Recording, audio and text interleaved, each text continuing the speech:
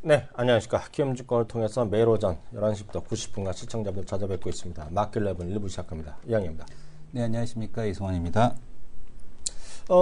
일단 많은 사람들이 얘기하는 것들을 한 방에 무너뜨린 것이 미국의 고용보고서예요. 네네. 고용보고서가 이제 3만 몇천 건인가 나왔잖아요. 네. 16만, 17만 건 신규 일자리가 나오다가 훅 빠지니까. 일단 미국은 그날은 조금 빠지더니 오늘은 또 옐런 의장님이 또 한마디 쭉 하니까 또 올라가면서 S&P는 또 2016년 최고가를 또 살며시 또 기록해주고 있는데요.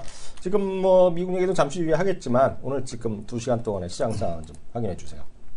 네, 일단은 외국인들에 대한 매수세가 강하게 일단 들어왔습니다. 어제 이제 시장에 대한 변화에 대한 조짐에서 이제 외국인에 대한 매수가 재개되겠구나라는 걸 어느 정도 우리가 확인을 해볼 수가 있었는데요. 지금 보게 되면은 미국 시장에서 달러 인덱스에 대한 방향이 강하게 꺾였습니다. 지금 보게 되면 장대 음봉으로 내려왔고 지금 보게 되면 금리도 역시 마찬가지로 금리 인상 가능성에 대한 쪽이 상당히 이제 둔화되는 그런 모습을 보여주면서 금리도 이렇게 그 수익률이 이제 내려가는 모습을 보여줬고요. 그리고 이제 유가는 뭐 개별적인 이슈 때문에 올랐습니다만은 금 가격이 또 올랐고 그 밑에 구리 가격도 오르고 이런 모습을 좀 보여줬고요. 한국물 ETF가 아주 강한 상승세에 대한 쪽을 이틀 연속을 좀 보여줬죠. 네네. 한국물 ETF 같은 경우도 지금 그동안에 이제 움직이지 못했던 그런 모습이 있었는데 환율에 대한 영향까지 이제 가세가 되면서 지금 한국물 ETF도 아주 강하게 상승하는 모습을 보여줘서 외국인에 대한 매수가 오늘은 들어올 수 있겠구나. 이틀 연속으로 이렇게 강하게 올라왔었거든요. 그래서 맞아요. 이런 모습을 감안한다면은 오늘 외국인에 대한 매수세는 좀 어느 정도 지속될 가능성이 있다 이렇게 좀 보여집니다. 코스닥이 상대적으로 좀 그 매수세가 좀 약한 모습이고요. 오늘 시장에서 일단 금리 인상에 대한 가능성에 대한 쪽이 지연되면서 강하게 이제 지금 올라오는 업종에 대한 쪽은 일단 포스코가 6.4% 오르면서 아주 강한 그런 모습을 좀 보여주고 있습니다. 그동안에 시장에서 어떤 소외주라고 좀 볼 수 있었는데 포스코에 대한 강세 그리고 또 그 밑에 보게 되면 현대중공업에 대한 강세 그동안에 이제 시장에서 조금 소외가 됐었던 SK이노베이션에 대한 강세 이런 것들이 전반적으로 뭐 건설주까지 끌어올리는 그런 모습에 대한 쪽이 나타나고 있고요. 반면에 롯데케미칼 같은 경우는 이제 미국에 있는 업체를 하나 인수하겠다. 엑시올 에탄올, 엑시올사를 인수하겠다라는 건데 이 부분은 어느 정도 그 2년 전인가요?부터 예견이 됐던 거죠. 왜냐하면 이제 나프타 베이스에 대한 비중에 대한 쪽과 이제 에탄올 베이스에 대한 비중을 좀 늘려가라는 그런 의도. 지금 이제 여기에 좀 롯데케미칼의 의도가 좀 반영되어 있는 것이 아니냐라고 좀 보여집니다. 그래서 롯데케미칼 같은 경우는 장기 성장 모멘텀에 대한 좀 확보하지만 단기적으로 자금이 유출된다라는 측면에서에 대한 그 조정에 대한 흐름에 대한 쪽이 좀 반영이 되고 있다 이렇게 보여지고 있고 시장에서 어쨌든 간에 아주 강하게 주도를 하지 않고 있습니다만 제약바이오도 이렇게 같이 올라온다라는 거 이게 좀 특징적인 모습이겠고요.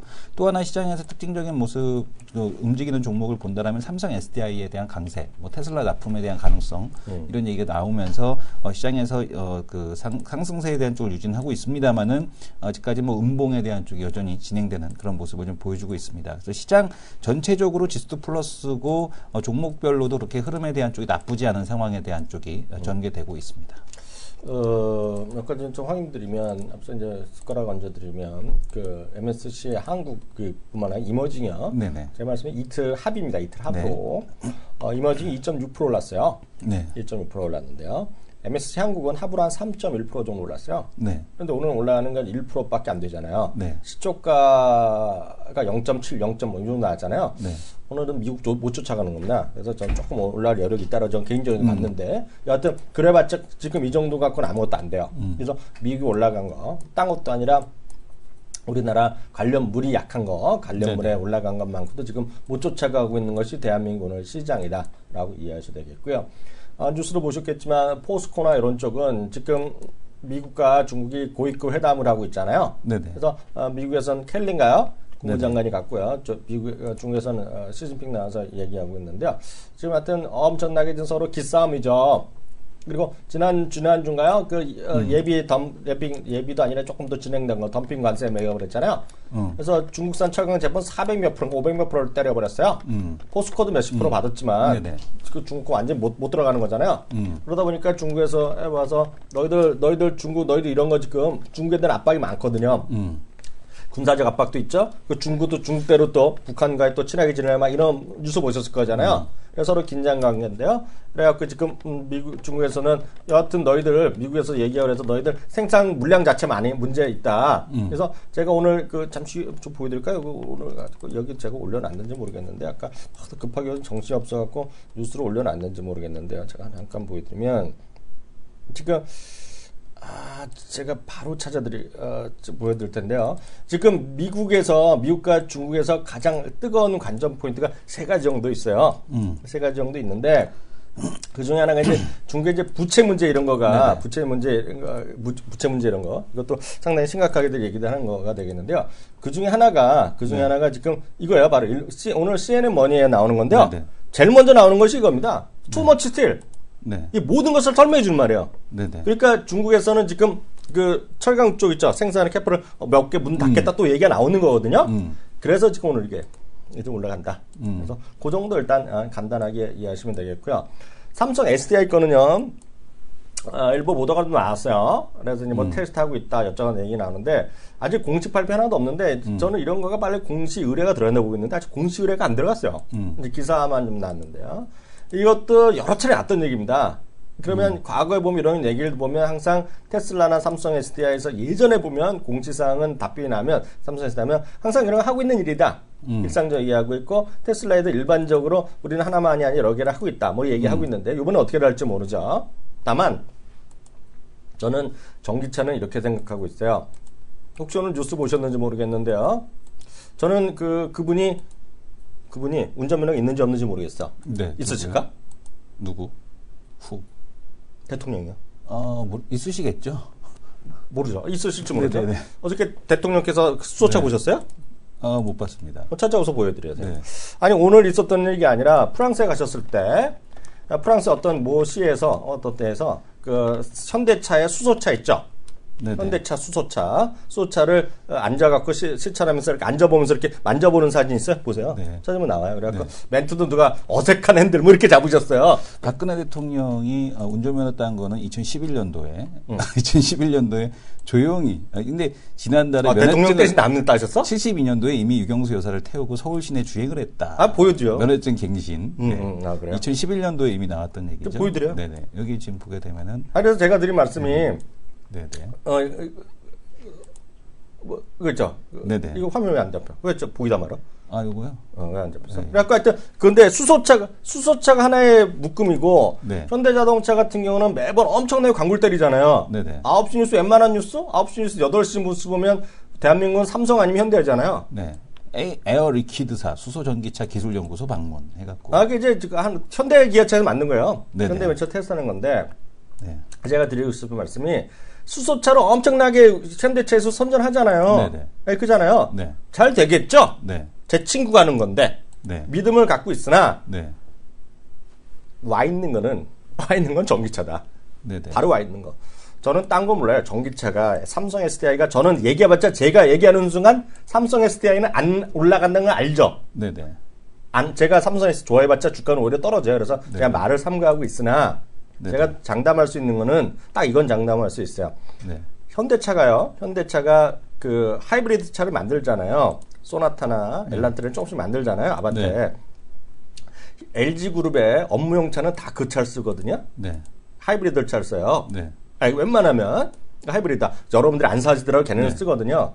내년도에 볼트가 네. 한국에 오면 바로 수입한다 그러고 있거든요. 지금 네. 바로 나왔나? 그러면 LG그룹 업무용 차는 전량 바뀝니다. 그걸로. 네. 그만큼 엄청나게 LG그룹에서 여러 차례 그건 뭐 비공식적으로 공식 얘기한 적 있어요. 그러면 제가 드릴 말씀은 여러분들 눈에 많이 띈다. 그래서 그거 누가 사냐 안 사냐 이런 관심도 없고 많이 띈다라는 생각이 없어요. 그래서 저는 이게 오늘 올라간 건 보나마나 뉴스가 나오면 모르겠으나 만약 공식으로 해드리면 일반적인 멘트가 나오면 또 실망해서 빠질 수 있겠죠. 확정된 바 없다 나올 수도 있을 텐데 저는 하여튼 전기차를 올해 하반기에 보셔야 되겠다. 작년 하반기에 올랐었잖아요. 네네. 그리고 계속 쉬고 있어요, 지금요. 근데 네. 좀 보시면 좋겠다는 생각 갖고 있습니다. 여기까지만 간단히 말씀드리겠고요. 오늘 또 귀중한 손님 나오셨기 때문에 그분과 함께 하는 시간 갖도록 하겠습니다.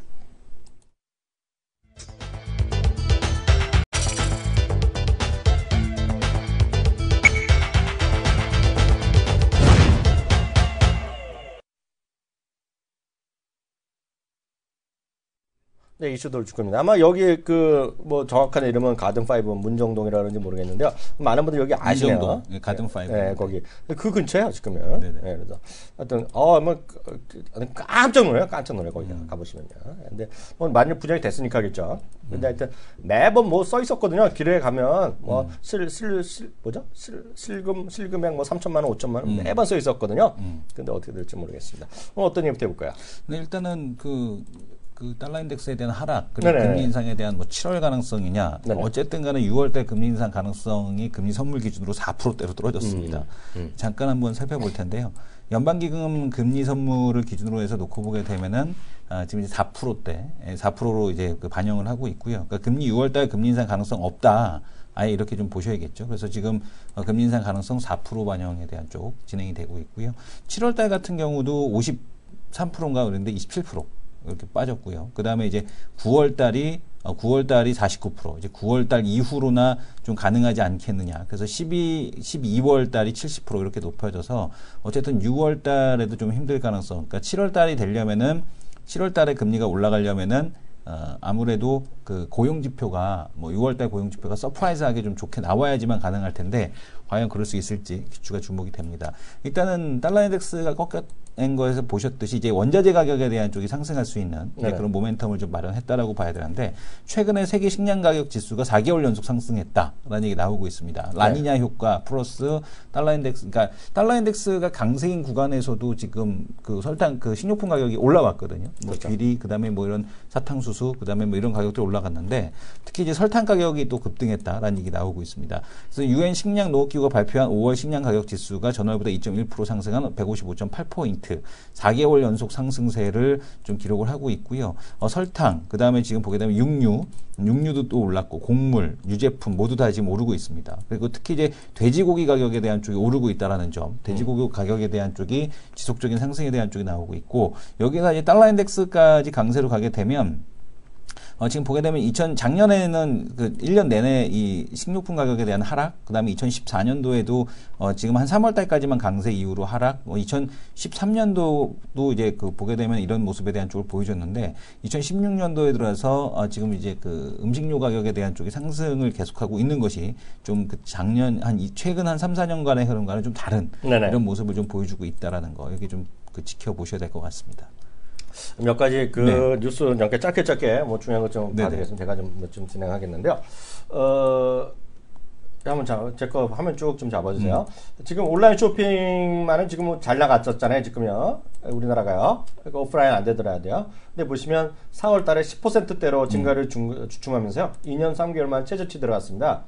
무슨 얘기냐면 온라인 쇼핑마저 지금 생각보다 증가율이 떨어지고 있다. 그러니까 성장세에 꺾인 거 아니냐. 무슨 얘기인지 아시겠죠? 그래서 그런 뉴스도 있다. 그래서 그런 관련주들 여러분들 참고해 보시면 좋을 것 같고요. 다음은 한국경제 운명의 6월이라는 기사인데, 요거는 저는 이제 경향신문 걸 봤는데 이게 보면 다른 뉴스에 나왔을 거예요. 요건 한번 읽어보세요. 링크를 친절하니까요. 링크를 찍어드립니다. 아이고 링크 꺼졌네. 잠깐만요. 한국경제 6월, 한국경제 준득표시 요거 짧은 거로 들어가서 우리가 짧은 건 또 우리 이 교수가 또 친절하게 해줬는데요. 잠깐만요. 네, 이거 찍어드리면 그게 이거거든요. 한국경제 이거 보면 우리나라 장기 침체 중이다. 침체 중이다. 그래서 물가 상승 0%대 한국 준 디플레이션 상태라는 얘기. 약간 어두운 얘기인데요. 이건 어디서 나온 거다? 현대경제연구원이다. 현대경제연구원. 그러니까 이런 거가 지금 레포트가 계속 나오고 있거든요. 우서드려. 좀 한번 보세요. 보셔야 되겠고요. 또 보시면 이게 좀 심각한 건데요. 이게 맞다 틀린다는 제가 모르겠어요. 근데 이 얘기는 작년에 우리 누구야? 꼰투 선수 이름 뭐죠? 키움의 꼰투 선수 이름 뭐야? 키움의 꼰투 선수요? 전주원 때부터 전주원? 그리고 중국 부채 얘기 많이 했잖아요. 이게 뭐 네네. 가짜다 아니다 얘기 많이 얘기했는데 그 중국의 그 부채 문제가 이거가 계속 얘기 많이 나오고 있어요. 근데 보면 이제 골드만삭스에서 얘기하는 건데 이게 그래서 많은 사람이 비아냥거리잖아요. 골드만삭스는 다 틀렸다. 그리고 지난주에 다 틀렸잖아요. 아이비들이요. 그 고용보호사하고 다 틀렸는데 이게 보시면 이거 한번 읽어보실 필요가 있어요. 특히 조금 영어 좀 되시는 분은 이게 내용 좀 어렵긴 어려운데요. 요것도 한번 이제 친절하니까 요거는 그 짧은 게 없네. 짧은 게 없어요. 그래서 이거 찾아보시면 되겠는데요. 블룸버그 차이나 데트 이렇게 치면 나올 겁니다. 구글이나 이런 데서요. 블룸버그 차이나 데트 이렇게 치면 나올 텐데 이게 생각보다 훨씬 더 부채 문제 심각하다는 얘기가 쭉 나오는데 이거가 내용이 어렵더라도 숫자만 좀 보시면 이해가 금방 돼요. 그래서 이게 장난이 아닐 수 있다. 이런 얘기가 나옵니다. 그래서 이거가 중국에 대해서 지금 이게 압박일 수도 있고요. 미국 측의 시각, 영국 측의 시각과 중국의 압박일 수도 있지만 제가 이 얘기를 왜 말씀드리냐면 중국이 만에하나 이런 게 이게 이 논리가 다 누구랑 논리냐면 제가 말씀드렸다시피 서강대 여기 자주 오신 분 그 교수님 있잖아요. 그 누구죠? 김영혁 교수님. 네네. 김영혁 교수의 책 있잖아요. 3년에 뭐 중국에 뭐 그런 거 있잖아요.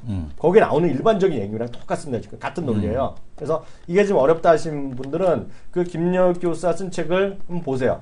뭐 사셔도 되고 뭐 인터넷에서 이북으로 사셔도 되고 뭐 도서관에도 많이 있을 테니까 좋은 책이니까 있을 거 아니에요. 그래서 그런 거 한번 보시면 중국에 대해서 시각이 좀 나올 수 있을 겁니다.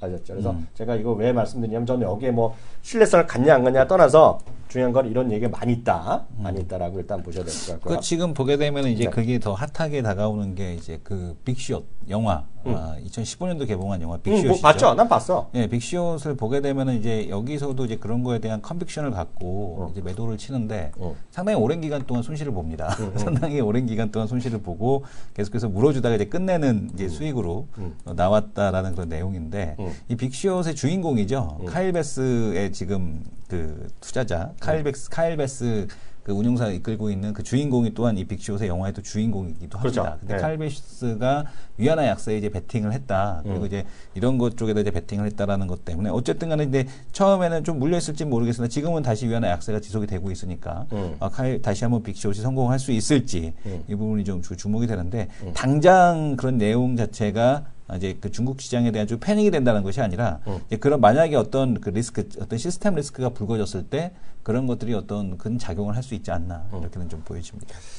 그리고 이제 이것도 약간 뭐 주시랑 상관없는지 모르겠지만 지금 한국 경제랑 매일 경제가 계속 그 인간과 그 로봇 간의 대결을 네. 계속하고 있잖아요. 네네. 로봇 3사 이제 이건 매일 경제 자료인데요. 네. 매일 경제는 신문 그 증권면 탑에 나온 겁니다. 보여드리면 로봇 3사의 평균 수익률이 1.3% 수익, 코스피의 2배다. 그리고 사람들이 하는 거 더 많다는 얘기거든요. 계속 말씀드리지만 이거는 이길 수밖에 없어요. 네. 왜? 계속 말씀드리지만 제가 지난번에 반 농담 말씀드렸지만 스트레스를 안 받고 욕을 안 먹고 투자자들 예를 들어서 그 펀드의 펀드 투자가들 네. 아니면 예를 들어서 자기가 부장이면 사장님 회장님한테 깨지잖아요. 대리면 과장님 차장님한테 깨지고 너 그때 왜 안 팔았니? 이런 소리죠. 그러니까 제가 농담 삼아서 예를 들어 김성원 과장한테 야 따구 배짱 왜 안 했니? 이런 소리 하는 거랑 똑같은 거야. 근데 우리야 그냥 장난스러운 말 한마디 하지만 그걸 받아들이는 사람은 엄청 스트레스 받거든요. 네. 그래서 저는 절대로 워낙에 없을 때니까 있을 때니까 농담 삼아 하죠 그거를. 함부로 얘기하는 게 아니거든요. 그럼 보면 TV 보면서도 맨날 야 저 사람은 나도 안 했을 텐데 저 때 왜 팔았대? 저건 왜 샀대? 이런 거잖아요. 그렇죠. 똑같죠. 청담런이 왜 안 팔았대? LS를 왜 안 샀대? 이런 얘기야. 똑같은 얘기예요. 그렇기 때문에 이거는 그런 스트레스 제가 왜 말씀드리냐면 주식이나 이런 거에 스트레스를 많이 받는 분들이 있단 말이죠. 그럼 외람되지만 주식이 잘 안 돼요. 안 되기 때문에 나중에 제가 이게 많아질 겁니다. 지금요. 올해 하반기부터 해서 내년부터 해갖고 이게 뭐 검증 어떻게 하는지 모르지만 검증된 이거를 바로 투자자문에서 영업에 활용할 수 있게 해준다잖아요. 전용 펀드를 만든다잖아요. 네네. 여러분들 그런 것도 한번 해보시라.